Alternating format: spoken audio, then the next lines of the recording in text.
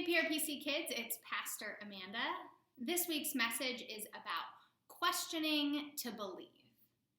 After the resurrection, Jesus appeared to the disciples twice, but there was one disciple named Thomas who wasn't in the room when Jesus appeared.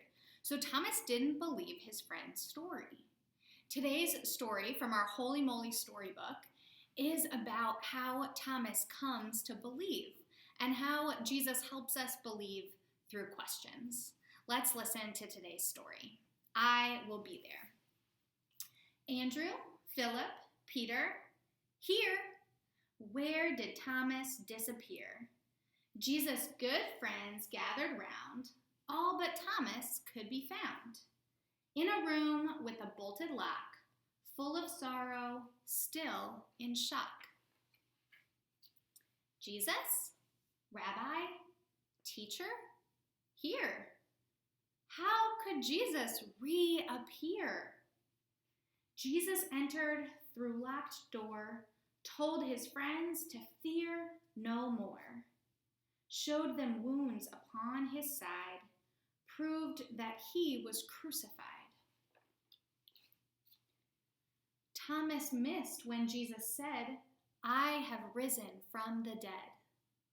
When his friends described that day, Thomas shook his head and said, "No way." Andrew, Philip, Thomas, here. This time Thomas did draw near. "Peace," breathed Jesus. "Look and see." "Thomas, friend, believe. It's me. When things go wrong or don't seem fair, look for me. I will be there." The disciples were hiding and they were scared because Jesus had just died and they didn't know what was going to happen to them next. I would be pretty worried if I was the disciples too. But as you can see in the story, Jesus shows up to the disciples when they're scared. And Jesus reminds them that he will always be there. Jesus showed Thomas his wounds in his side and his hands. Jesus let Thomas come close to him and look at him and ask questions. And Jesus wasn't offended that Thomas had questions, that Thomas had doubts.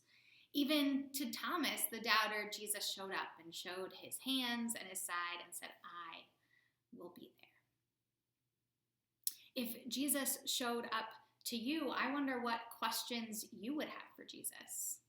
It's important for us to remember that Jesus can handle our questions. Look at the story of Thomas. If you have questions about Jesus or for Jesus, I don't want you to be scared to ask them. We'll see you next week for another PRPC Kids message.